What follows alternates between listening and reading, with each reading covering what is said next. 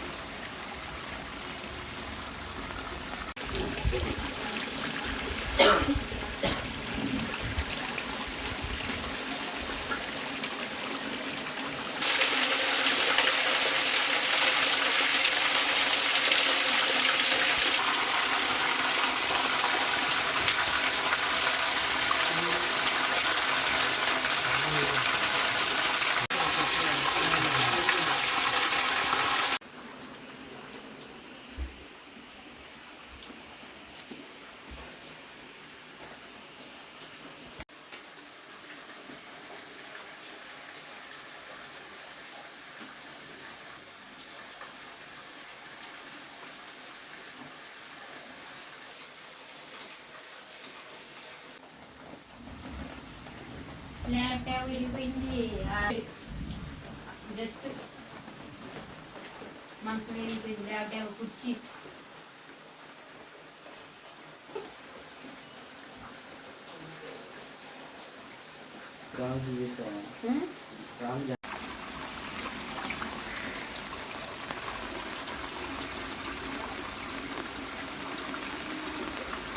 నా పేరు శివ, మాది తాడేపల్లి పోలీస్ స్టేషన్ ఏరియా అండి. మాది కొండ ప్రాంతంలో ఉంటున్నాము. అనుకోకుండా నిన్న ఇవాళ పడుతున్న వానలకి కొండ ఇరిగి పడిపోయి రేకులు ఇరిగిపోయినాయి. మా ఇంటి ల్యాప్టాప్ పోయింది, ఫ్రిడ్జ్ పాడైపోయింది, కుర్చీలు, మంచం, టేబుల్స్, వస్తువులన్నీ పాడైపోయాయి.